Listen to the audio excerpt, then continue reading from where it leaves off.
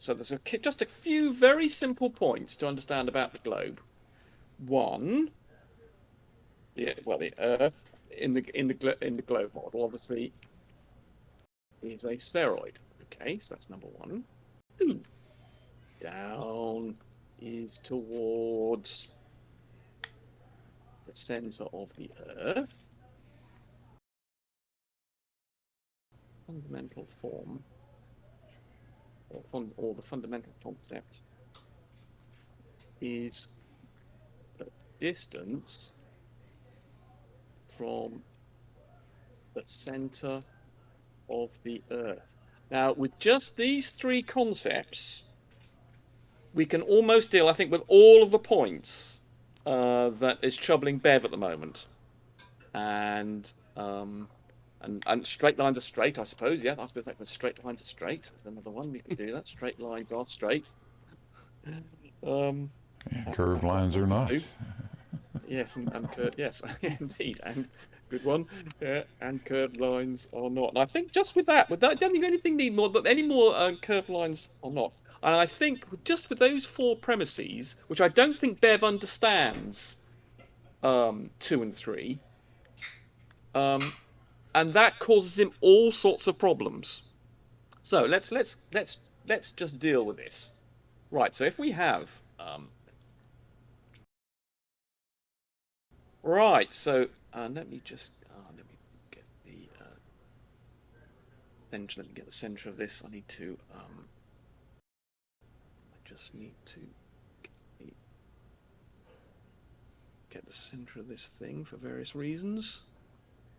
Go. Right.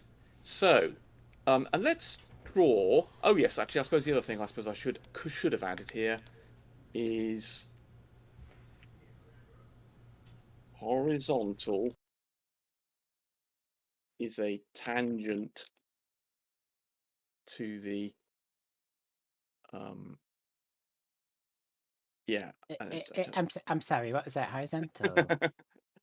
Did you see Bev talking to Bev yesterday or the day before in their interaction where Bev to a surface, conceptual surface as defined and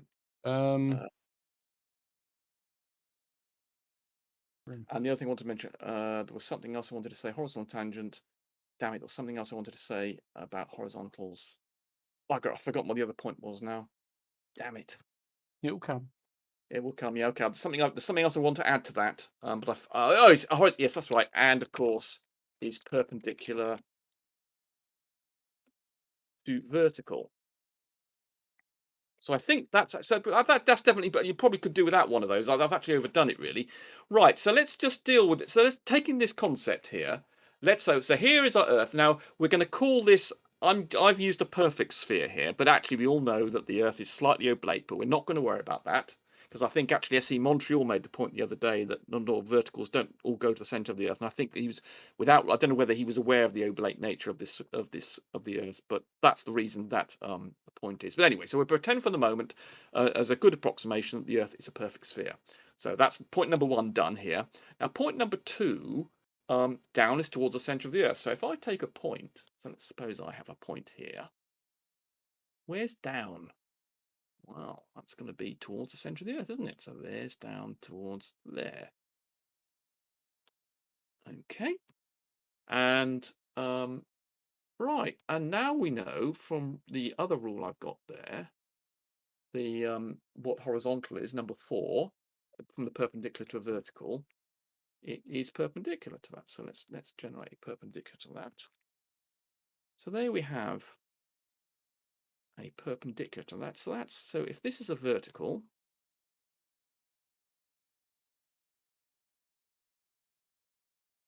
therefore this must be a horizontal. But notice it's at this point here only. Only at this point, we call that point A. This horizontal that I've drawn, this horizontal line, is only horizontal at point A. Make sure we all understand that's point A. So, so we've already. Oh, bastard.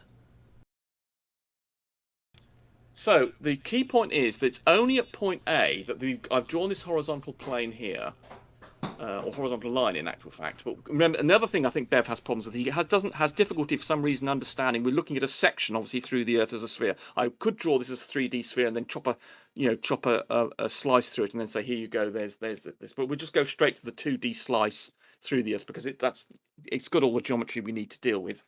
So this horizontal, notice it's also a tangent because, of course, at this point where it intersects with the surface of the Earth, by definition, that is perpendicular to a radial. So this vertical is also a radial, which is important to understand. In other words, it is a radius. It's a radial line going out from the center to the surface of the Earth. That makes it a vertical, and it's also a radial, which means that this perpendicular line is also a tangent, because a tangent at the surface here, look at that very closely there, let's make that a different color, in fact. Right, okay, so that by definition the tangent has got to be 90 degrees to a normal coming out of there, and it will meet the surface at 90 degrees. It'd be the perpendicular, the radial would be at 90 degrees to the tangent by definition. So that means, right, and we also, that's how a horizontal is defined. So we've got, this is horizontal, which is also equal to a tangent. Right, okay, so we've got some basic concepts sorted out here. So what's the elevation of this point A? Well, this is the length of the radius. That's the radius of the Earth. Now, normally, obviously, when we're dealing with elevations, we're talking about them on maps and things. We talk about them being relevant to mean sea level, but that's only because it'd be incredibly awkward to say your elevation is, 630, because this radius is 6,391 kilometers or whatever it is, and so, and also, of course, because of the oblate nature of the Earth, you have to use the water. You have to do it really. It's much more sensible to do it to mean sea level because of the oblate nature. But you can fundamentally think conceptually the elevation is relevant to the centre of the Earth. So the elevation of point A is the radius of the Earth. Right, that's a point A. Oh, but what is the elevation of a point here? Let's just go to a random point here, B. What would be the elevation of that, do you think? Well, I'll just make sure we've got the exact point we're talking about. So let's pick on a random point here. Give it that little arrow. And say, what is the elevation of that point? Right, okay. So, I'm not going to insult. Well, I don't know if before I tell people, do you want perhaps Farmers or Blue want to say what the elevation, how it's going to compare with the elevation at A? It will be larger. Indeed, indeed. So of course we can determine that by saying, right, what's there's the length of the line there.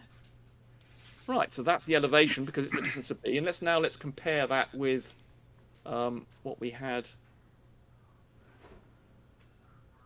So we can just check how big it is by just doing a comparison. I'll just duplicate, and you can see here that if we compare the two, yes, point B, although it's on the same horizontal as A, it's got a different elevation. How about that? Ooh. It's amazing.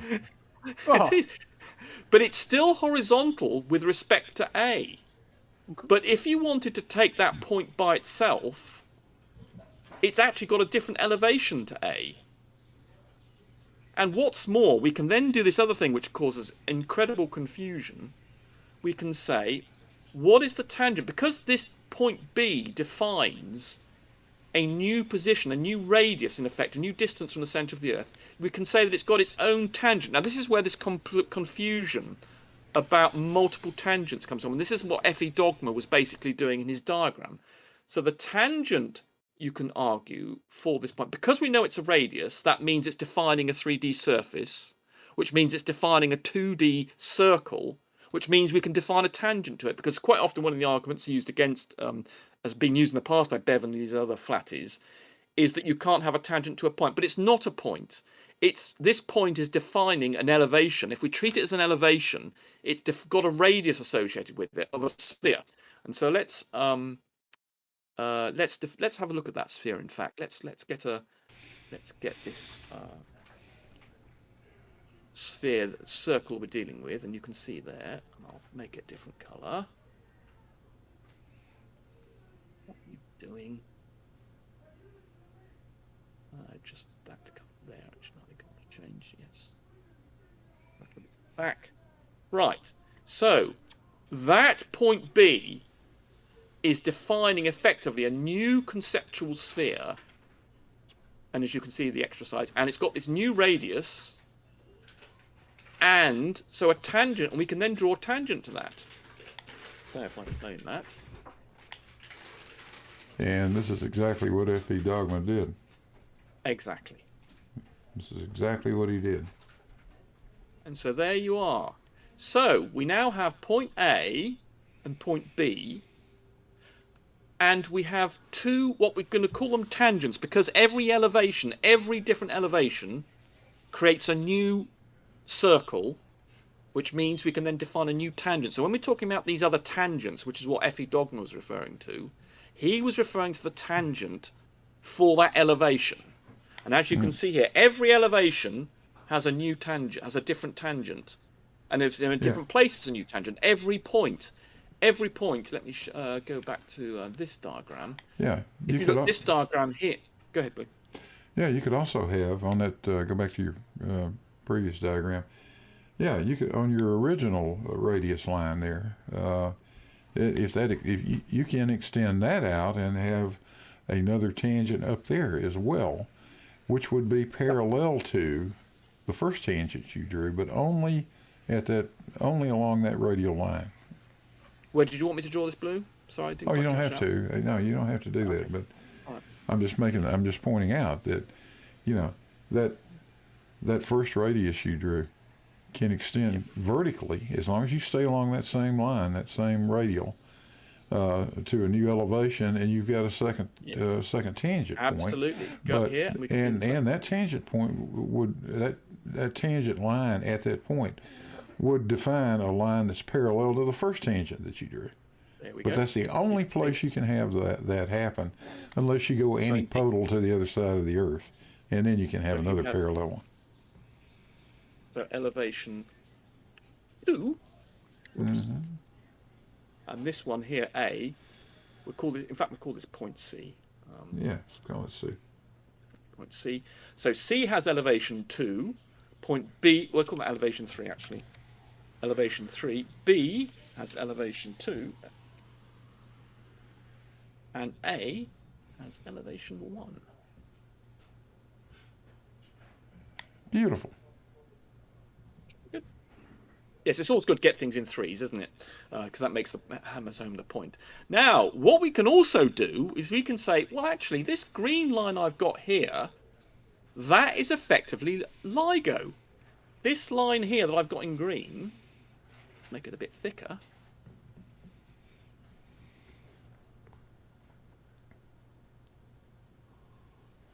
I'll give it a different colour. I'll give it a LIGO colour, a bit of a mucky brown or something. That, we can say, is LIGO.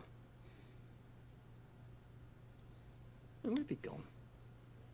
That one there. So there is LIGO. It's straight. It has an elevation of 1 at A. It has an elevation 2 at B. And all the points between A and B have different elevations. So if we were to draw a graph, although this object is straight, if we were to draw a graph here, so if I were to draw a graph in here, where we had, along the bottom, we had distance, and along the top we had elevation,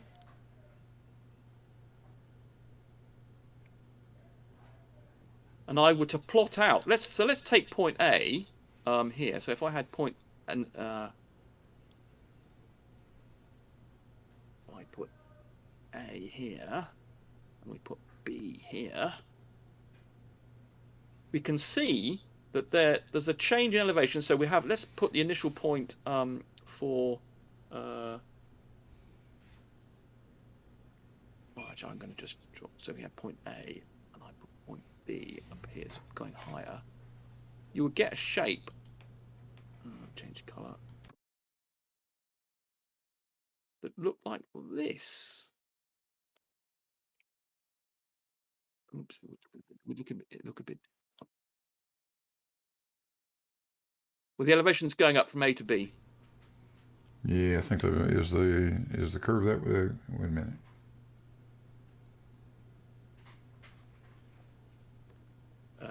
Yeah, let me just. I think the bow No, goes you the might be other right, direction. actually. Yeah. Yeah, I think you're right. I think it does that. Actually, does that, doesn't it? Yeah, I think so. Yep. Right. Yeah. Thanks. Yes. So there we have a curve that represents this straight line of LIGO. In other words, if I were to take measurements, as I did, I mean, you saw me compare the elevation for here to there, and this one's bigger. But it would, yes, and as it gets more and more, as it goes further and further out here, the change in as this, if LIGO was to carry on, say out to here, as you can see, the further you go along, the more dramatic the increase, and hence this is getting more and more and more. And of course, if you were to plot this curve, it would form a circle. So you have a curve in terms of elevation to represent a straight line. And all you need to do to understand why that happens are those simple rules we've got here. Nothing else. I don't think there's anything else I've used except those four or five concepts. 4 concepts actually. Well, the three middle ones really. To get this shape, to understand why straight lines appear to be curved, to understand that all the points on a horizontal line have different elevations. And of course, if you do the revert, and the other thing, of course, to do is if you wanted to imagine this blue line I've got here was water, then if I drew the elevation for that, so if I were to map, now so this is for LIGO, and this is for the water, or the ocean or something, then this line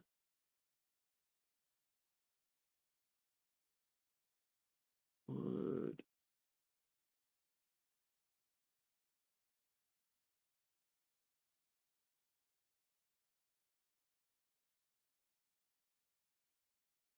look like this. Last thing.